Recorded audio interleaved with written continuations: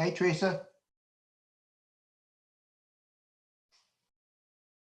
Hi, Carl. How are you doing? Good. I don't see your face.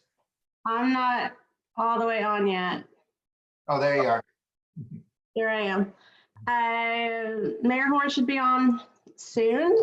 Let's see if we've got anybody else coming on already.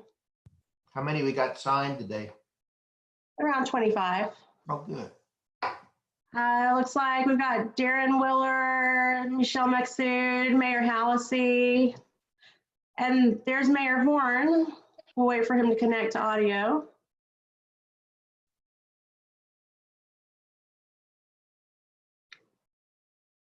Mayor Horn, can you hear us?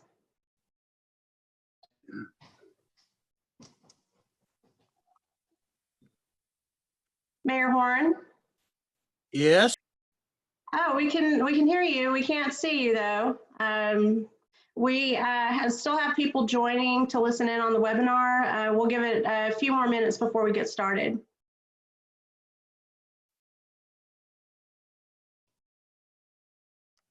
I show Mayor Horn muted.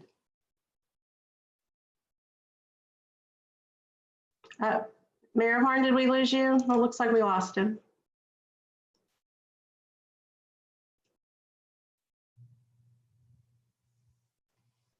For all those who just joined, we should have the mayor back shortly.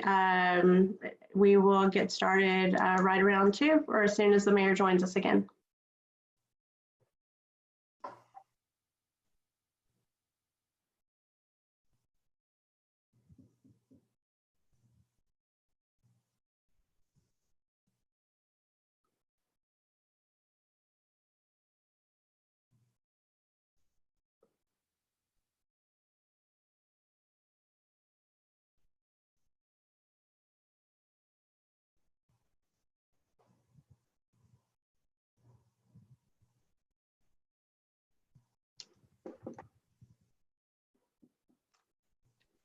Here we go.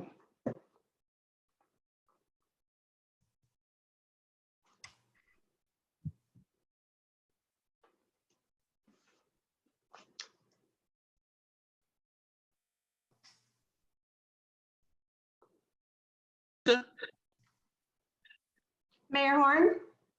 Teresa, yes? Hey Can you hear there. me? Yes, we can hear you. We can hear you. Thanks for joining us. All right, great. Yes, we've got just about a minute before we get started, but thank you for being with us, and thanks to everybody who's signed on so far. We'll give it another minute before we get started.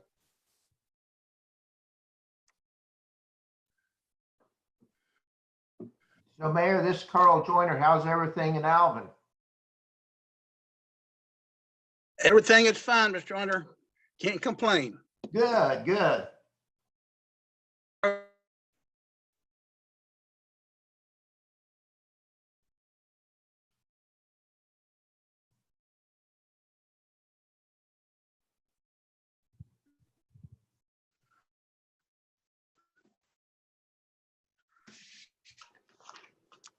Okay, it's 2 o'clock. We still have people hopping on, but we can certainly get started. Mayor, for you and for those who don't know, I'm Teresa Rodriguez. I'm the president of BayTran, and we have been around for 30 years representing East Harris County, Brazoria County, and Galveston County, advocating for your transportation interests in the region. We represent 30 communities, and our goal for hosting these webinars and reaching out to the mayors of those communities is to connect everybody and to really see what the commonalities are from the impacts of COVID-19, and also where each of the cities has unique needs, particularly as it relates to transportation. I'm joined here by Carl Joyner, our chairman, and I'll turn it over to Carl to say a few words. So, Mayor, thanks for joining us today and everyone else that's on the call. So we kind of want to hear about Alvin today, but more specifically, talk a little bit about the infrastructure package that hopefully the U.S. government's going to do. And we're trying to be one of the leaders to point out with everyone what we would like to see funded in that. And kind of the top three that we have right now, Mayor, is the widening of the ship channel, the coastal spine, and the one that will affect you the most is completing the Grand Parkway. Not only sections B and C, but get A funded and built at the same time. So you might be able to tell us a little bit about how that would affect you guys there, and then other things that you're doing, and maybe a little bit on how bad you guys are going to be affected sales tax wise in your city budget. So Mayor, I'll turn it over to you. And again, thank you for visiting with us today. Okay, thank you very much. You bring up the Grand Parkway. It's been pretty quiet the last several months, as you know. Scheduled in this month, was scheduled to have a lot of the estimates of transportation to determine the the return on the investments, etc.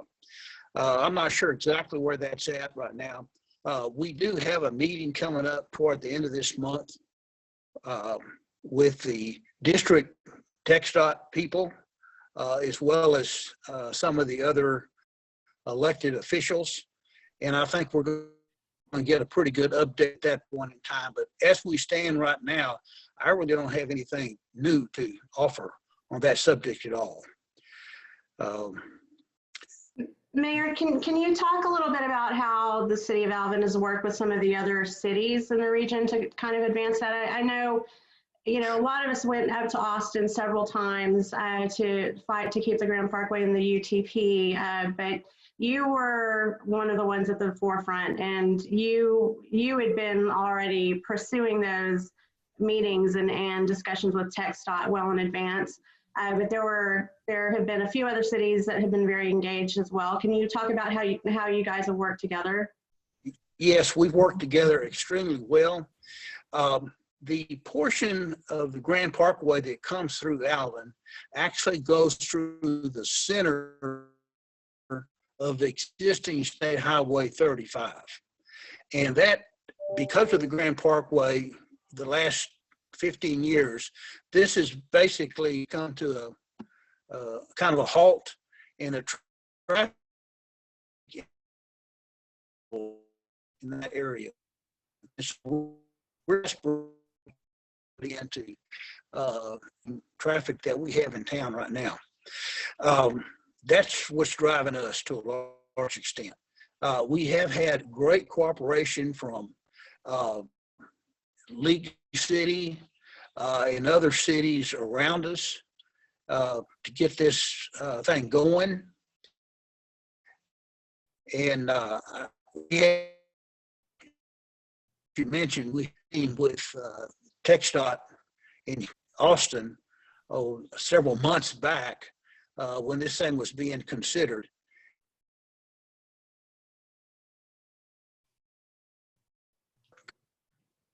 Mayor Horn, I'm afraid you're cutting out a little bit. Can you repeat that last part?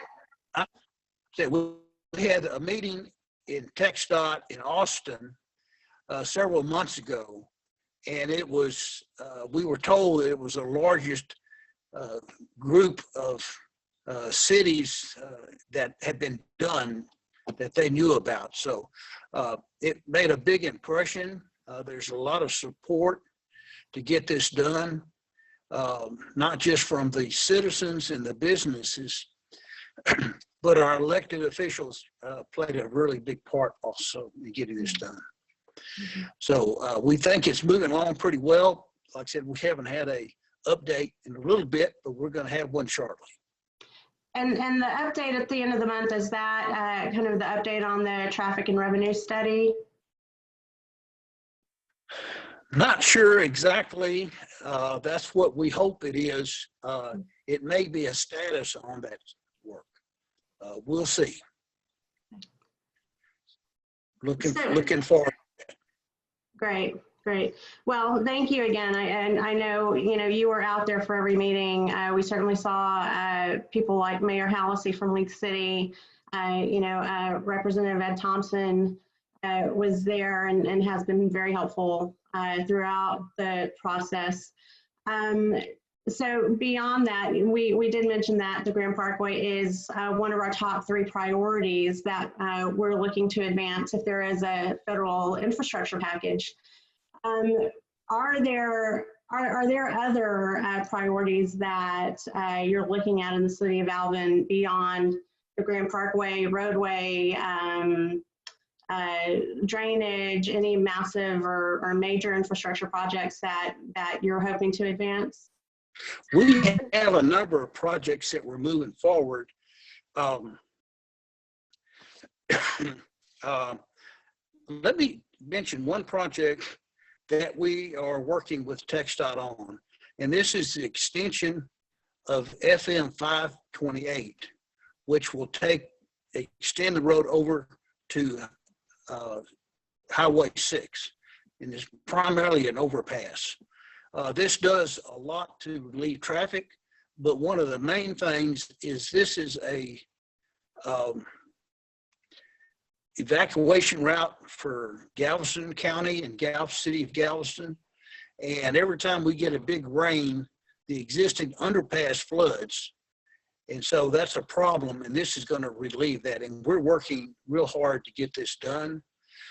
We've taken a little unusual path on this. Usually when a road is done with TxDOT, the locals have to provide about a 20% match. What we've done is we've taken our 20% match and actually have done the engineering, all the permitting. We've bought all the right of way. It's basically ready to go.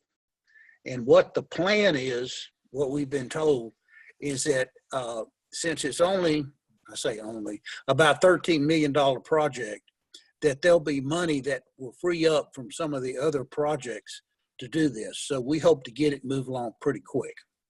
Okay, the other thing you mentioned was some of our projects that we have right now for infrastructure.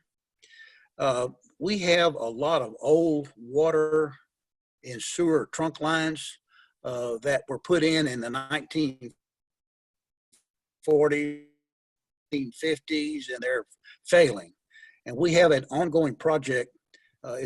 We basically have formalized it, but it's a 10-year project totaling about $100 million to replace this work. And we're about the 3rd year into the 10-year project right now. And so that's something major that we're doing, and I'm very proud of what's happening with that right now. And that's great. The other infrastructure things, we've got a number of highways and things. We're putting in a lot of drainage. I might mention we installed a fairly large detention facility about 3 years ago. And when Harvey came through this time, we were amazed, our citizens were amazed of how much difference it made. We had areas that were flooding on a kind of a regular basis. And even with the rain that we got out of Harvey, it protected a whole lot of the area. And so that, it kind of shows what you can do if you put your mind to it. So that's something we're very proud of as well. Another item that we're doing is we're building a new fire station and EMS station.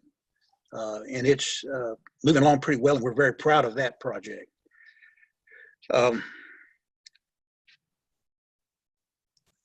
Let me, while we're talking about things, let me just talk some of our economic development that we have moving right now.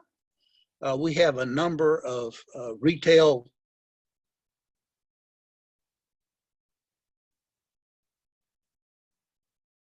area right now. We can now put our name on the name of the Chick-fil-A just opened for the month. So that's been great. We've got a Discount Tire and some others coming in, and we have several strip shopping centers. So the retail is coming along very well. As far as the residential, we have 8 subdivisions actively under construction right now for new homes. So that's moving along very well also. So we have a lot of things going on in Alvin. We're just excited about it. Let's jump over, if we can, to talk about the impact of the virus. I can proudly say that Alvin kind of got ahead of the game on that. We called an emergency meeting with camp when this thing first popped up, and did a lot of the things that the governor's office later came out with to get started. So we were about a week, and it did make a difference. We've had very, very good comparative issues. Today, we have 3 outstanding cases, which is not too bad. So we're doing pretty good with that. We're trying to get things started back up now. A lot of our businesses are start back up on a limited basis. Let me say something really nice about our chamber. They stepped up along the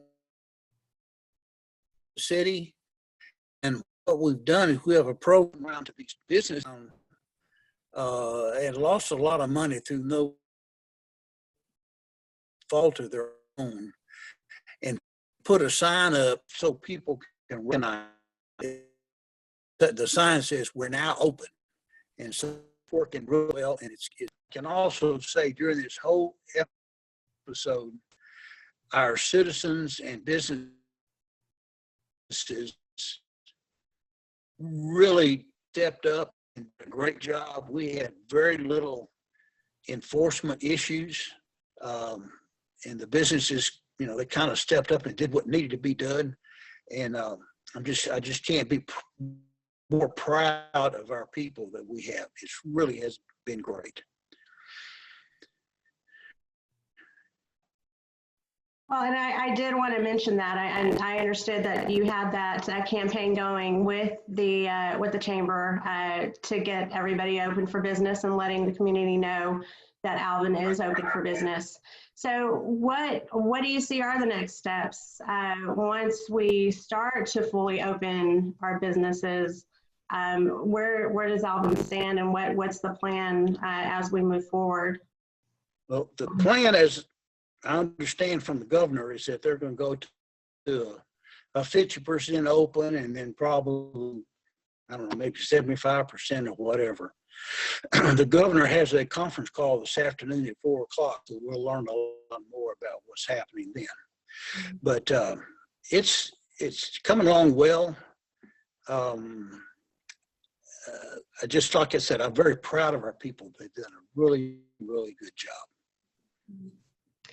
And what are you hearing from the community, from your constituents about their readiness for businesses to move on to start, the phased approach to opening?